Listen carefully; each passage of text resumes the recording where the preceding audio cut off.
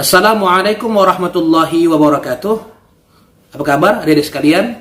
Alhamdulillah, hari ini kita bertemu untuk mempelajari satu kaidah penting di dalam kaidah fikih muamalah. Mudah-mudahan kalian semangat belajarnya dan bisa memahami informasi yang bakal saya sampaikan dengan baik, insya Allah. Ayo.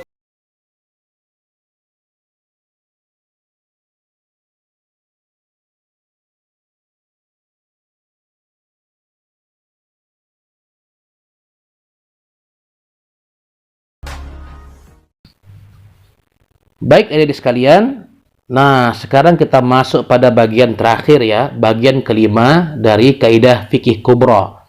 Ayo tetap semangat belajarnya. Nah ini kita sudah berada di ujung nih. Mudah-mudahan ya seluruh pembahasan yang telah saya bahas sebelumnya bisa dipahami, dan ini adalah puncak pertemuan kita pada video e-learning yang telah saya share kepada adik-adik sekalian. Nah, apa bagian kelima dari kaidah fikih kubra tersebut? Mari kita simak sama-sama.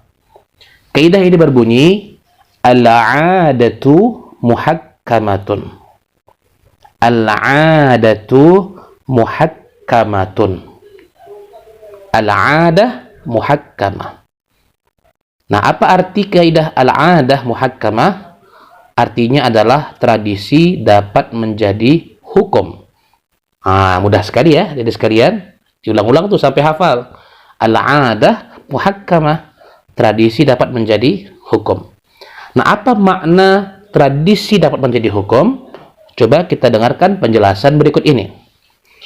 Suatu tradisi atau kebiasaan yang berlaku di suatu masyarakat dapat menjadi penentu kebolehan dalam penetapan hukum apabila Al-Quran dan hadis tidak menyinggungnya.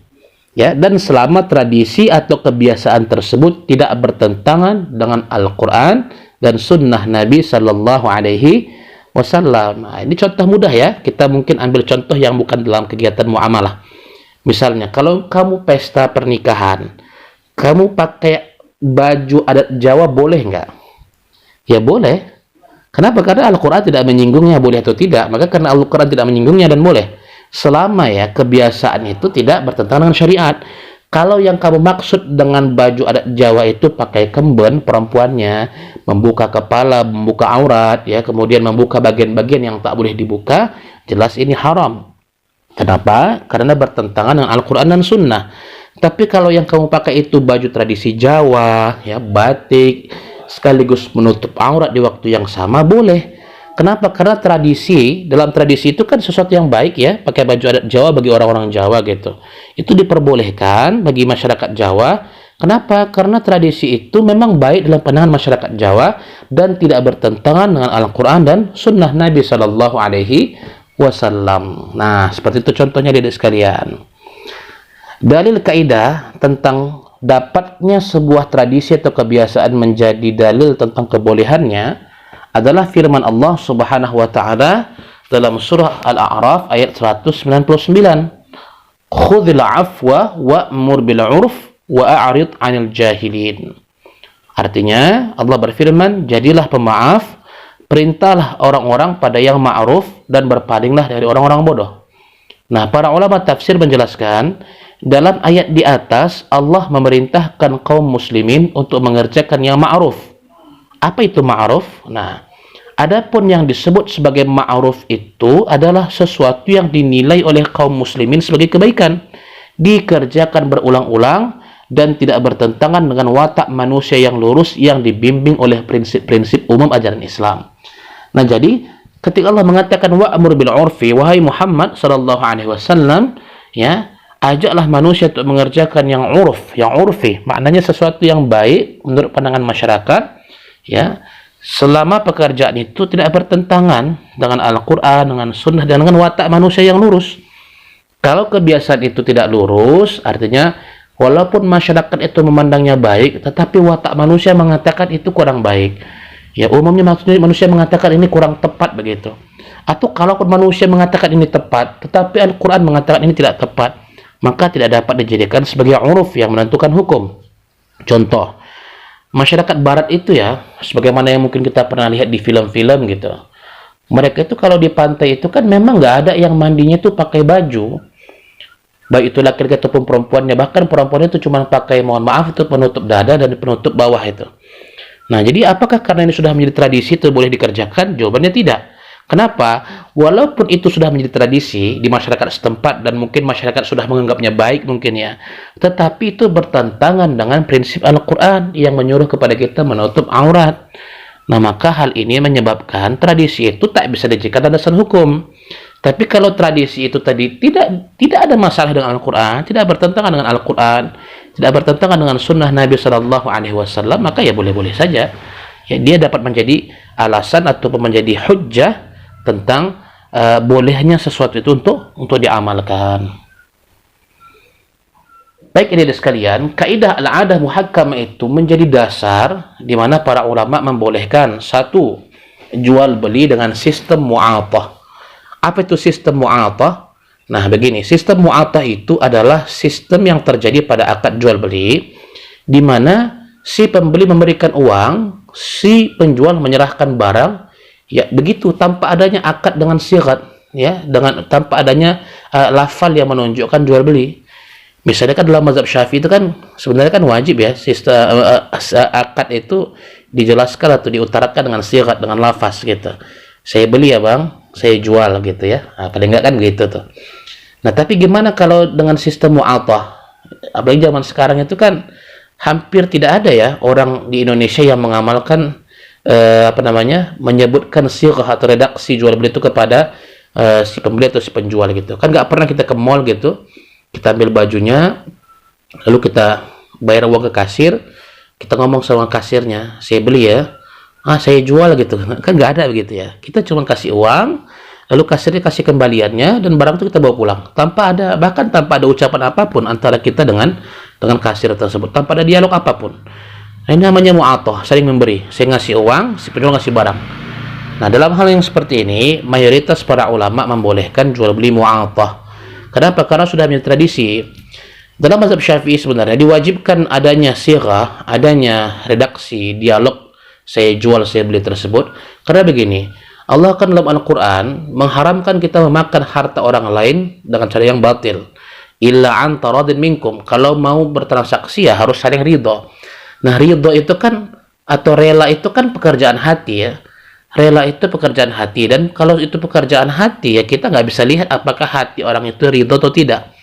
Nah, makanya untuk membuktikan dia ridho atau tidak, dia mesti mengucapkan lafal ijab kabul itu. Saya beli ya pak, ya saya jual barangnya. Nah, itu kan penjelasan untuk menunjukkan apa yang ada di hati dia. Nah, kalau orang nggak ngomong apakah dia ridho atau tidak, kan kita nggak tahu gitu. Nah, cuman dalam tradisi masyarakat kita, apabila seorang pembeli itu sudah memberikan uangnya kepada pihak penjual, dan pihak penjual pun sudah memberikan barangnya kepada pihak pembeli, secara tidak langsung itu sudah menunjukkan ridhonya. Dan ini sudah terjadi berulang-ulang di masyarakat, dan masyarakat merasa tidak ada yang salah dengan hal itu, dianggap fine-fine saja, baik-baik saja. Maka atas dasar tradisi dan kebiasaan yang ada pada masyarakat, mayoritas para ulama membolehkan jual beli dengan sistem mu'atah. Nah, kemudian dalam DSN atau fatwa DSN MUI nomor 28 tahun 2022, kaidah al-'adah muhakkamah juga menjadi dasar tentang kebolehan spot dalam jual beli falas. Apa itu spot? Ya, spot itu ya sistem di mana kita membeli falas ya. Kamu punya uang 10 rupiah gitu, mau beli 10.000 rupiah, mau beli uang dolar. Nah, anggap ya dolar itu 1 dolarnya senilai dengan 10.000 rupiah, walaupun pada kenyataannya lebih mahal ya. Ini untuk memudahkan saja supaya contoh. Kalian punya 10.000, pengen tukar dengan dolar gitu. Nah, lalu ketika kalian beli dolar di dalam transaksinya yang kita lihat ya, dalam transaksi falas gitu, uang yang 1 dolar ini baru bisa sampai kepada kamu dalam waktu yang bukan 1 hari, bahkan 2 hari gitu. Nah, apalagi itu sudah menjadi peraturan internasional di mana ketika terjadi transaksi falas ya di pasar gitu, maka uang yang sampai kepada kita itu paling cepat 2 hari. Padahal sebenarnya ini nggak boleh, aslinya nggak boleh. Kenapa demikian? Karena Rasulullah SAW bersabda, "Al-dhahab bil-dhahab wal fiddah bil fiddah mathalan bi mithlin wa yadan bi yadin." Ya. Kalau tukar beli atau tukar jual beli antara emas dengan emas, perak dengan perak, uang dengan uang ya, itu syaratnya mesti sama nilainya dan juga mesti kontan. Iya dan biyadin kata Nabi Shallallahu Alaihi Wasallam. Nah kalau 2 hari baru sampai sebenarnya kan nggak kontan gitu. Kenapa dia mesti sampai pada 1 hari itu juga? Karena begini, atau fluktuasi perubahan mata uang itu kan sangat cepat. Hari ini $1 itu nilainya 14.000, besok sudah bisa melambung 18.000. Sehingga kalau ditunda penyerahannya ini kan bisa merugikan salah satu pihak. Cuman karena memang peraturan internasional sudah seperti itu dan juga terjadi berulang-ulang terus, dan ini bukan karena untuk menipu orang, tapi memang karena sudah menjadi urfut tujjar, atau sudah menjadi uruf, sudah menjadi tradisi para pedagang yang seperti itu, sehingga ini dilakukan secara internasional di mana tempat manapun ya, memang karena sistemnya mengharuskan seperti itu. Maka oleh MUI diperbolehkan karena kebiasaan para pedagang, kemudian kebiasaan para orang-orang yang bertransaksi falas ini memang seperti itu, bukan karena untuk mencurangi orang, karena memang harus demikian karena membutuhkan proses tukar jual beli atau exchange falas tersebut. Maka diperbolehkan karena dia sudah menjadi tradisi berdasarkan kaidah al-'adah muhakkamah. Nah, kemudian yang ketiga tentang kebolehan rahan tasjili. Nah, ini juga didasarkan pada kaidah al-'adah muhakkamah. Apa itu rahan tasjili? Nah, rahan itu kan seperti adik-adik sudah paham ya, bahwa rahan itu adalah memberikan barang gadaian sebagai penjamin hutang, kan begitu. Adik-adik perlu hutang kepada saya 1 juta, cuman saya minta tolong dong handphone kamu ini saya pegang sampai nanti kamu bisa membayar hutang kamu. Nah, handphone itu kan sebagai rahan atau gadaian. Nah, pada dasarnya rahan itu kan sebagai barang yang suatu saat nanti kalau misalnya kamu tidak bisa melunasi hutang kamu, barang itu bisa saya jual kan untuk menutupi hutang kamu. Nah, tapi sekarang kenyataannya kalau ada dilihat ya, rahan itu tidak lagi berbentuk barang yang mana barang itu bisa dijual, tetapi hanya sebagai sesuatu yang sifatnya bukti kepemilikan. Misalnya BPKB motor, BPKB motor atau BPKB mobil gitu ya.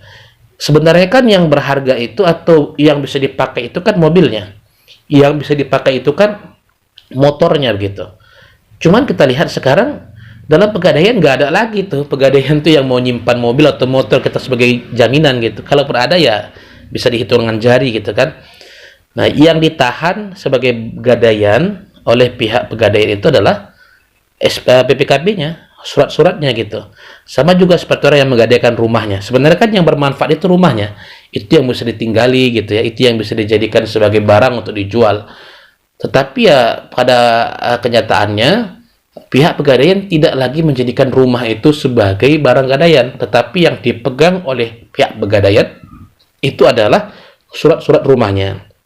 Itu namanya rahan tasjili.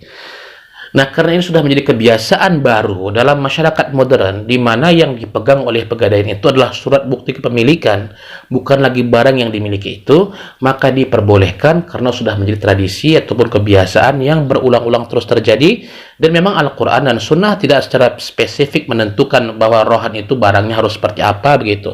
Apakah mesti barangnya langsung atau bukti kepemilikannya? Nah, karena Al-Quran dan Sunnah mendiamkannya, maka rahan tasjili diperbolehkan berdasarkan kaidah al-'adatu muhakkamatun. Baiklah adik-adik sekalian, itulah penjelasan dari bagian kelima kaidah kubro yang kita pelajari. Mudah-mudahan adik-adik sekalian faham terhadap penjelasan saya.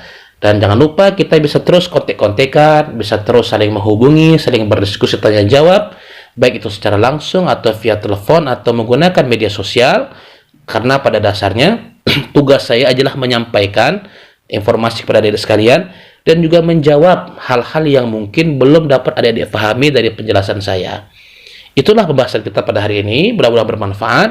Kita akan ketemu lagi ya dalam pertemuan akan datang. Mudah-mudahan semuanya sehat selalu, insyaallah. Amin ya rabbal alamin. Saya undur diri, mohon maaf atas segala kesilapan.